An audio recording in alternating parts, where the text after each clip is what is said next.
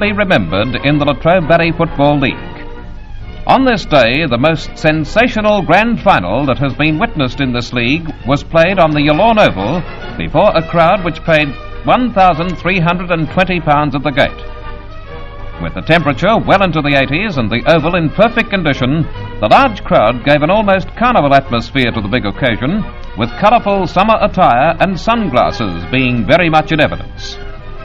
As the game progressed, it was evident that both sides were concentrating on football at its best, as most of the fiery play that seems to be a traditional feature whenever these teams meet was lacking. Although Traralgon had been defeated by Morwell in the second semi-final, it appeared by three-quarter time that in this encounter the Maroons had the edge on their opponents. After an even first quarter, they broke away in the second quarter to lead by 22 points at half-time. Morwell battled hard in the third quarter to reduce the leeway, but to no avail. Traralgon still had that 22-point break at three-quarter time when they led 8 goals 11-59 to Morwell 4-13-37. As can be seen from the scores, it was Morwell's poor kicking for goal that had led to the deficit at this stage. And then came the sensational final quarter. And here we go with the final quarter. There's the bounce of the ball, knocked away by Clyde Wright immediately. Straight out to Stuart Hines, who plays hard ahead to get his right foot to the ball and kick it out into the open spaces on the half-forward flank. Over here we see John Darling running ahead, getting his left foot to the ball, and he kicks it over the line and out of bounds on Morwell's half-forward flank on the western side of the ground.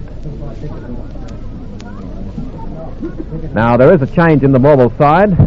From at the moment, from what we can see, it looks as though Bickerton has gone off. He's played quite a good game, too, for Morwell.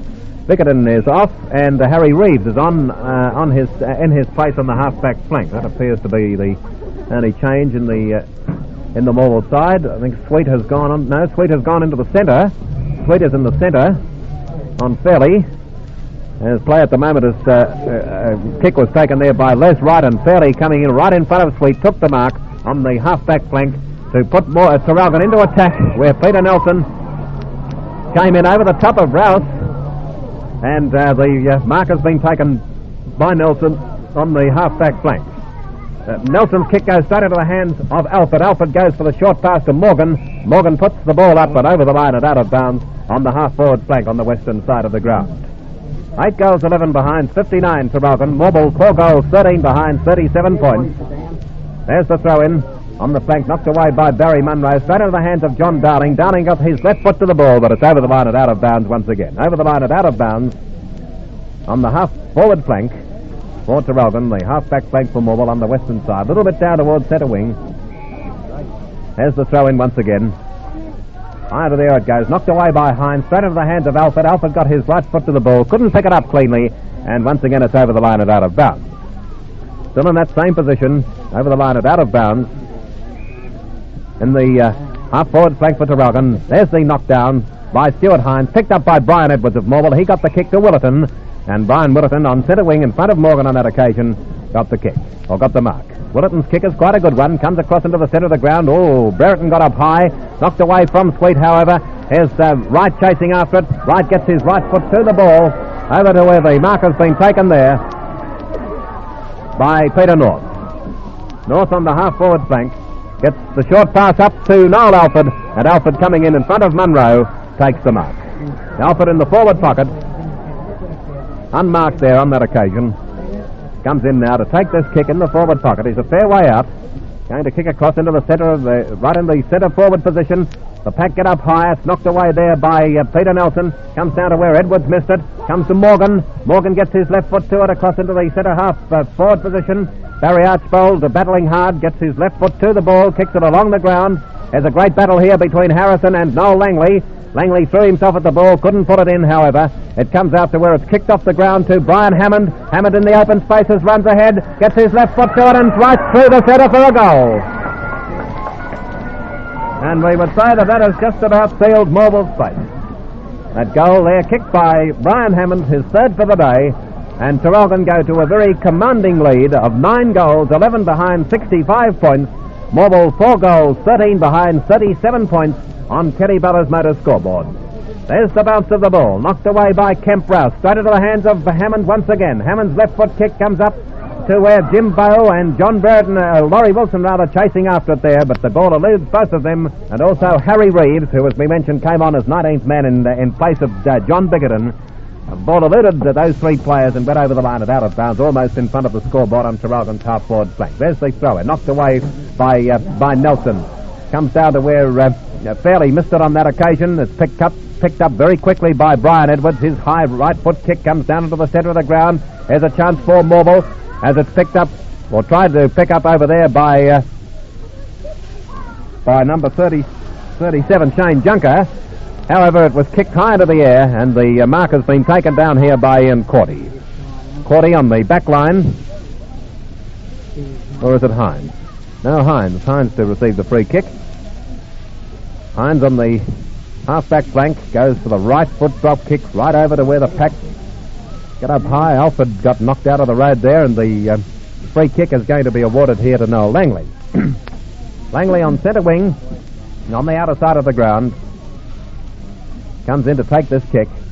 The right foot drop kick that goes high into the air, right down to where the pack got up high. Oh, it was Ron Hoare, came in very high, lost possession of the ball. It came out to Les Wright. He played the ball ahead to Morgan. Morgan back to Wright. Wright kicks up to Peter North. North hotly pursued by Archbold. Turns, gets his left foot kick across into the centre of the ground. Sweet can't quite get to the ball. Sweet was interfered with. The umpire blew the whistle and Sweet played on. Got the ball down and with a long kick down into the half-forward line. Oh, there's a mark down there to Keith Morn. Morn went right up in the middle of the pack and pulled down a beauty. Morn at centre half-forward now. Comes in to take this kick. A right foot drop kick, a long, low one. It looks good enough from here. And it's through for a goal. That's the goal to Keith Morn. That's his first and Morwell's fifth. And so Morwell fight back once again. Traralgon 9 goals, 11 behind, 65 points. Morwell 5 goals, 13 behind, 43 points. As the boundary umpires bring the ball back to the centre of the ground once again, umpire Ian Crouch has possession. There's the bounce. Knocked away by Peter Nelson.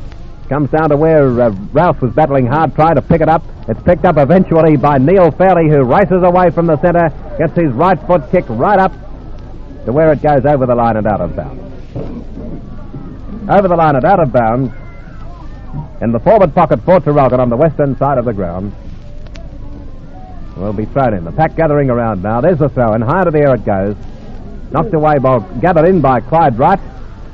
Eventually picked up by Peter Nelson. It went to Darling. Darling kicked across to where it's picked up there by Ken Wright. He's dodging around, got grabbed, lost possession. Peter Langley came in very fast, grabbed the ball, put it down onto the half-forward flank, and Brereton got up high again in the centre of the ground to take the mark. Brereton, incidentally, has been moved over onto the half-forward flank and is giving Morwell great drive in this quarter. It's a right foot drop kick, but Frank Munro, very solid there on the half-back flank, gains position and with the mark puts the ball out onto centre wing, where it's picked up there by Harrison. Harrison plays the ball ahead of him, goes for one bounce and has the kick. It's a right foot drop kick, a low one that goes up onto the half-forward flank, kicked along the ground there by Wilson of Morwell and over the line and out of bounds in front of the scoreboard. Over the line and out of bounds in front of the scoreboard. That's in Traralgon's forward pocket. They've been playing 7.5 minutes in this quarter. There's the throw-in. Knocked away by Clyde Wright. Picked up from the throw-in once again by Wright. He gets the ball up to where Bob Bridle, coming in front of May, takes the mark, but it's over the line and out of bounds. Over the line and out of bounds, about 3 yards from the eastern behind post at the Morwell end of the ground. There's the throw-in. Comes away, picked up by Harry Reeves. Reeves gets his right foot to the ball, and it's over the line and out of bounds once again. This time on the half-forward flank. For Traralgon, the half-back flank for Morwell on the outer side. And the pace of the play has slowed down somewhat. I think that's quite understandable, owing to the very hot conditions. From the throw-in, it's picked up there by Morwell. They put it down onto centre wing, where the mark has been taken down there by Frank Munro, receiving a great round of applause from the Traralgon supporters too. Munro played a very good game today. Munro gets the ball up into the centre half-forward position, where Frank Jewell, using a lot of pace, comes through, has one bounce, Goes for the short pass over here, looking for Peter Langley. Langley chasing after it here in front of